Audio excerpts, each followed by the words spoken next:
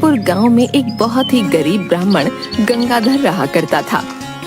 वो गांव में भिक्षा मांगकर अपना गुजर बसर किया करता था।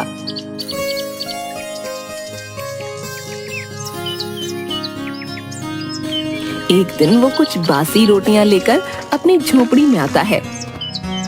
तभी उसकी पत्नी उन बासी रोटियों को देखते ही बोलती है, अरे अरे ये क्या, तुम आज भी ये बासी रोटी लेकर आ गए? अरे अरे, आज मुझे ये बासी रोटी ही खानी पड़ेंगी। आय हाय, पूरा दिन गांव में भिक्षा मांगकर भी ये बासी रोटियां लेकर आए हो तुम। हे भगवान, न जाने वो कौन सा दिन होगा जब तुम भिक्षा में मेरे लिए कुछ अच्छा लेकर आओगे। अरे भाग्यवान, अब चुप हो जाओ। गांव वाले भिक्षा में जो भी मुझे देते हैं वो मैं तुम्हारे लिए ले आता हूँ। भाग्यवान, अब तुम ही बताओ मैं क्या करूँ? अरे चुप करो, तुम जब भी देखो बस यही बोलते हो। आखिर कब तक खाऊं मैं ये बासी रोटियां? देखो, अगर तुम कल सुबह भिक्षा में मेरे लिए कुछ अच्छा नहीं लाए तो अच्छा नहीं होगा। हाँ, बता देती हूँ। बेचारा गंगाधर अपनी पत्नी की ऐसी बातें सुनकर बहुत दुखी हो जाता है।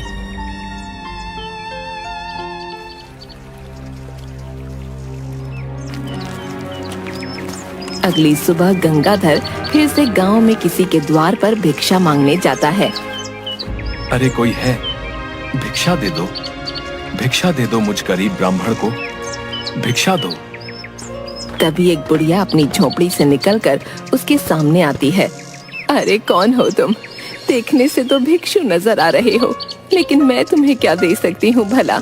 मेरे घर में तो बस कुछ चावल के दाने ही हैं बेटा, उसमें तो तुम्हारा पेट भी नहीं भरेगा। अरे नहीं नहीं अम्मा, मैं ज्यादा की अपेक्षा तो कभी नहीं करता हूँ। तुम्हारे घर में जो भी थोड़े चावल हैं वही मुझे दे दीजिए, मैं उन्हीं से अपना पेट भर लूंगा। अच्छा ठीक है बेटा, मैं अभी लेकर आती हूँ। चावल के दाने ही चलेंगे। जिसके बाद चावल के दाने लाकर गंगाधर को देती है।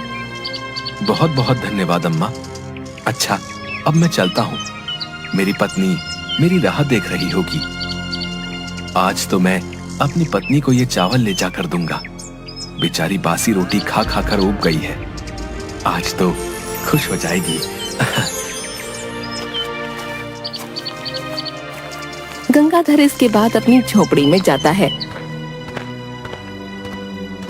अरे आ गए तुम, इतनी देर कर दी आज तुमने आने में। मैं कब से तुम्हारी राह देख रही थी।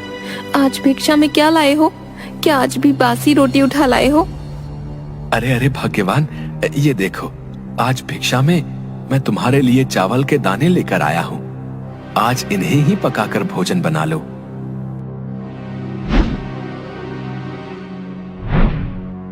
अरे सिर्फ ये थोड़े से चावल के दाने? अरे इतने में क्या होगा? तुम्हें तो गांव में भिक्षा भी मांगनी नहीं आती। जो कोई भिक्षा में जो भी देता है उसे ही लेकर आ जाते हो। इस गांव में तुम्हारी तरह और भी भिक्षु हैं, खूब झोली भर भर कर भिक्षा लाते हैं, और एक तुम हो, लेकिन तुम्हें तो कुछ कहना ही बेकार है। अब मुझे ये चावल के दाने ही बनाने पड़ेंगे भोजन में। मेरी तो किस्मत ही फूट गई तुमसे शादी करके। जिसके बाद वो चावल बना देती है और उन्हें लेकर गंगाधर के पास आती है। ये लो, कर लो भोजन। गंगाराम देखता है कि थाली में सिर्फ थोड़े ही चावल के दाने हैं। अरे भाग्यवान, ये तो मैं तुम्हारे लिए लाया हूँ। मैं भोजन नहीं करूंगा, इन्हें तुम ही खा लो। मुझे तो भिक्षा में आज भोजन मिल गया था, तो मैंने वही खा लिया है। इसे तुम ही खा लो भाग्यवान। अच्छा, तो तुम भिक्षा से प्राप्त भोजन करके आए हो? वाह वाह, खुद भोजन करके आए हो और मेरे लिए थोड़े से ही चावल के दाने लाए हो।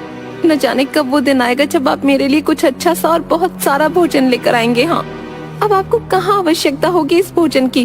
खैर जाने दीजिए, अब मैं ही नहीं खा लेती हूँ। जिसके बाद वो थाली के सारे चावल खा लेती है। गंगाधर चुपचाप खड़ा उसे देखता रहता है। थोड़ी देर बाद गंगाधर फिर से गांव की तरफ भिक्षा मांगने निकलता है और फिर से उस बूढ़ी अम्मा के द्वार पर भिक्षा मांगने जाता है। भिक्षाम देहि, भिक्षाम देहि। अरे कौन? अच्छा, तो फिर से आ गया। लेकिन बेटा, मेरे पास तो आज खुद ही खाने को कुछ नहीं है। मैं तो खुद भूख से मरी जा रही हूँ। मैं तुझे कहाँ से दूंगी बेटा? अरे ये तुम क्या बोल रही हो अम्मा? क्या आपने कुछ भी नहीं खाया है? गंगाधर अपने झोले में देखता है तो उसमें बासी रोटी पड़ी होती हैं। गंगाधर वो बासी रोटियां उस बुढ़िया को दे देता है। अरे अम्मा, मेरे पास तुम्हें देने के लिए और तो कुछ नहीं है सिवाय इस बासी रोटी के। तुम इसे ही खाकर अपनी भूख मिटा लो। अरे हाँ हाँ, क्यों नहीं बेटा, मुझे तो बहुत जोरों की भूख लगी है। हाँ ला दे, यही बासी रोटियां मुझे दे दे। जिसके बाद गंगाधर अम्मा को बासी रोटी दे देता है। बूढ़ी अम्मा बड़े चाव से बासी रोटियां खा लेती है। अरे वाह वाह बेटा, तेरी बासी रोटी खाकर तो मेरी आत्मा को शांति मिल गई। वाकई तू एक नेक दिल इंसान है। आज तूने अपनी बासी रोटी से ही सही लेकिन मेरी भूख मिटा दी बेटा। मैं तुझे कुछ देना चाहती हूँ, तू रुक, मैं अभी आई हूँ। इसके बाद बूढ़ी अम्मा एक छोटा सा संदूक अपने साथ लेकर आती है और उसमें से एक चमकता हुआ मोर पंख गंगाधर को देती हैं। ये ले बेटा, ये जादुई मोर पंख है, मैं तुझे देना चाहती हूँ। ये कोई साधारण मोर पंख नहीं है बेटा। तो कोई भी एक इच्छा इस मोर पंख से बोलेगा तो वो अवश्य पूरी होगी बेटा। अब मैं तो बहुत बूढ़ी हो चुकी हूँ, अब भला मेरी तो कोई इच्छा ही नहीं रही, लेकिन मैं ये तुम्हें देना चाहती हूँ बेटा। इस जादुई पंख से तुम अपनी एक इच्छा पूरी कर सकते हो बेटा। गंगाधर ये सुनकर बहुत खुश हो जाता है। क्या सच में अम्मा, तुम सच बोल रही हो? अगर ऐसा है तो मैं ये जादुई पंख अपनी पत्नी को दूंगा। आज तक मैं अपनी पत्नी को कुछ भी नहीं दे पाया हूँ। इस जादुई पंख को पाकर वो बहुत खुश हो जाएगी। हाँ, अच्छा अम्मा, अब मैं चलता हूँ। अच्छा ठीक है बेटा, जैसी तेरी मर्जी। जिसके बाद गंगाधर वो जादुई पंख लिए जंगल के रास्ते से अपने घर जा ही रहा होता है कि तभी वो देखता है कि जंगल में एक जगह एक आदमी बहुत बुरी हालत में बैठा रो रहा होता है। उसके रोने की आवाज सुनकर गंगाधर उसके पास जाता है। अरे भाई, कौन हो तुम और रो क्यों रहे हो? आखिर क्या बात है? क्या कोई परेशानी है? बताओ मुझे, तुम रो क्यों रहे हो? मैं घोर परेशानी में हूँ, मैं मरने वाला हूँ। मुझे नहीं लगता कि अब मैं जिंदा बच सकूंगा भाई। उसकी ये बात सुनकर गंगाधर हैरान हो जाता है। ये तुम क्या कह रहे हो? कौन हो तुम और आखिर तुम क्यों मरने वाले हो? बताओ मुझे, क्या हुआ है तुम्हारे साथ? मैं पड़ोसी राज्य का मंत्री सेवक राम हूँ। कल सुबह मेरे जीवन की आखिरी सुबह होगी। मुझे मृत्यु दंड की सजा सुनाई गई है। मेरा जीवन समाप्त होने को है। अगर मैंने जल्द से जल्द राजा की इच्छा पूरी नहीं की तो वो मुझे मृत्यु दंड दे देंगे। मृत्यु दंड? लेकिन क्यों? क्या इच्छा है राजा की? बताएं मुझे। राजा की पत्नी और हमारी महारानी को एक बीमारी हो गई है। महारानी राजा की प्रिय रानी है और पूरे राज्य में सबसे सुंदर स्त्री भी। लेकिन कुछ दिनों से उन्हें एक ऐसी बीमारी ने घेर लिया है जिसकी वजह से उनके पूरे शरीर पर बहुत ही भद्दे और खराब दिखने वाले निशान हो गए हैं, जिसकी वजह से अब वो बहुत क्रूर नजर आती हैं। दरबार में कई वैद्यों को बुलाया गया लेकिन किसी के भी पास रानी की इस बीमारी का इलाज नहीं मिला, जिसकी वजह से राजा ने मुझे आदेश दिया है कि अगर जल्द से जल्द मैंने उस वैद्य को नहीं ढूंढा जिसके पास रानी की इस बीमारी का इलाज हो तो वो मुझे मृत्यु दंड दे देंगे। अरे अरे, आप चुप हो जाइए। आपकी समस्या का इलाज है मेरे पास। तुम मुझे अपने राजा के महल ले चलो। क्या तुम सच बोल रहे हो? तो चलो मेरे साथ, मैं तुम्हें राजा के महल लेकर चलता हूँ। लेकिन तुम्हें वैद्य के भेष में ही राजा के पास चलना होगा। अगर राजा को पता चला कि तुम कोई वैद्य नहीं बल्कि एक साधारण भिक्षु हो तो राजा को बिल्कुल भी उचित नहीं लगेगा। इसके बाद गंगाधर एक भिक्षु से वैद्य के वस्त्र धारण कर लेता है और मंत्री सेवक राम के साथ राजा के महल पहुंचता है, जहां राजा का दरबार लगा होता है। महाराज की जय हो। महाराज, मैं महारानी के उपचार के लिए वैद्य जी को ले आया हूँ। महाराज ये देखिए। महाराज, ये बहुत ही प्रसिद्ध वैद्य जी हैं जिन्हें मैं दूसरे राज्य में से अपने साथ लेकर आया हूँ। महाराज। राजा ये सुनकर खुश हो जाता है। अरे वाह मंत्री, हम तुमसे यही सुनना चाहते थे। आपका स्वागत है वैद्य जी। अब जल्दी चलिए और हमारी प्रिय रानी की बीमारी को ठीक कर दीजिए। जो आज्ञा महाराज। इसके बाद सभी रानी के पास जाते हैं, जहाँ रानी विश्राम कर रही होती है और कुछ दासियां रानी के पास बैठी सेवा कर रही होती हैं। उठिए हमारी प्रिय रानी, देखिए आपकी बीमारी ठीक करने के लिए दूसरे राज्य से प्रसिद्ध वैद्य जी आए हैं। तभी रानी अपनी आंखें खोलती है।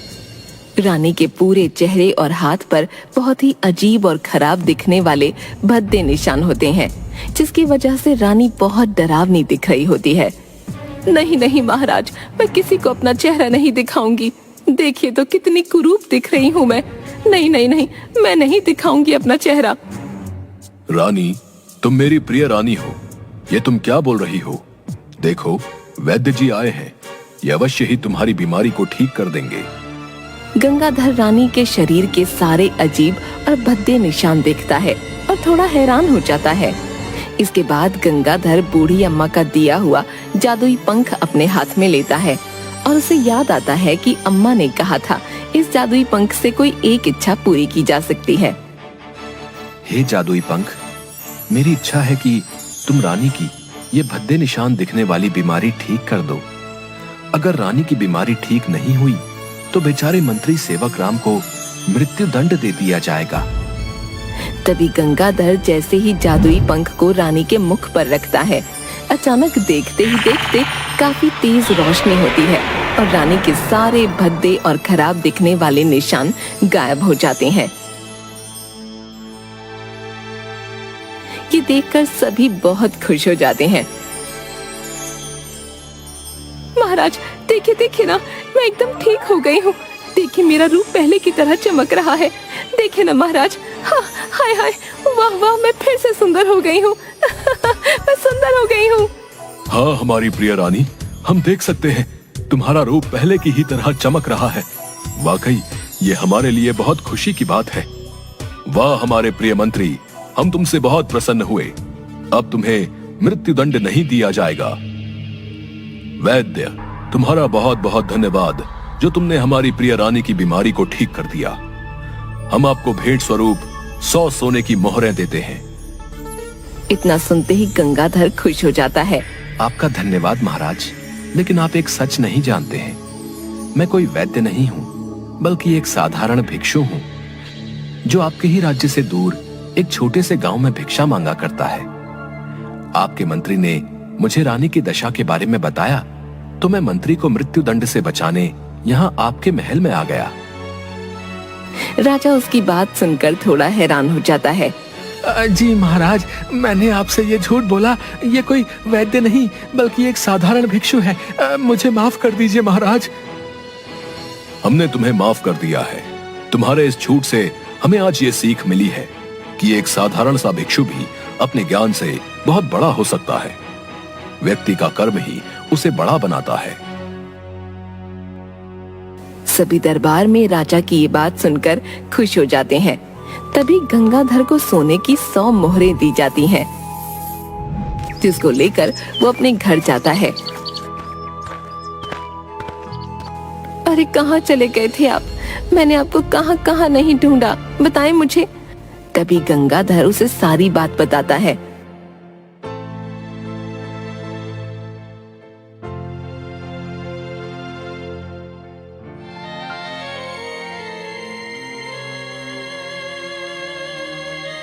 अरे क्या आप सच बोल रहे हैं? मुझे माफ कर दीजिए जी, मैंने आपको कितना कुछ भला बुरा कहा और आपने पलटकर मुझे कभी एक शब्द नहीं कहा। आप सच में बहुत नेक दिल और ज्ञानी इंसान हैं। मुझे माफ कर दीजिए। मैंने तुम्हें माफ कर दिया है भाग्यवान। मेरे मन में तुम्हारे लिए कोई बुरी भावना नहीं है। जो हुआ सो हुआ। तुम्हें अपनी गलती का एहसास हो गया। मेरे लिए इतना ही काफी है भाग्यवान। जिसके बाद गंगाधर और उसकी पत्नी हंसी खुशी रहने लगते हैं। उदयपुर गांव में एक बहुत ही गरीब ब्राह्मण गंगाधर रहा करता था। वो गांव में भिक्षा मांगकर अपना गुजर बसर किया करता था।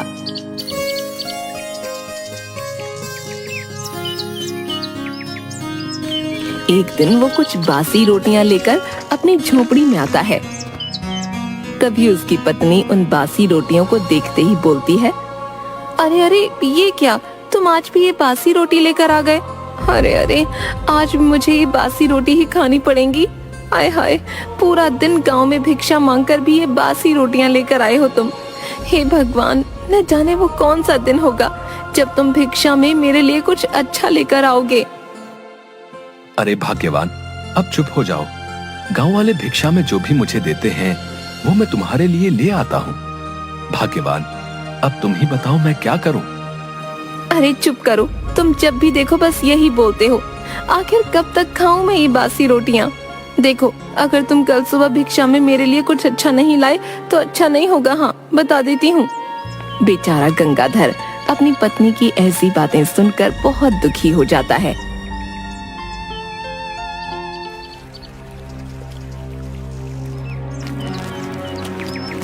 अगली सुबह गंगाधर फिर से गांव में किसी के द्वार पर भिक्षा मांगने जाता है।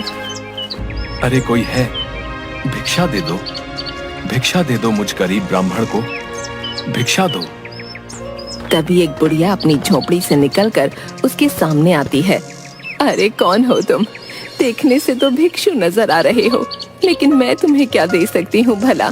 मेरे घर में तो बस कुछ चावल के दाने ही हैं बेटा, उसमें तो तुम्हारा पेट भी नहीं भरेगा।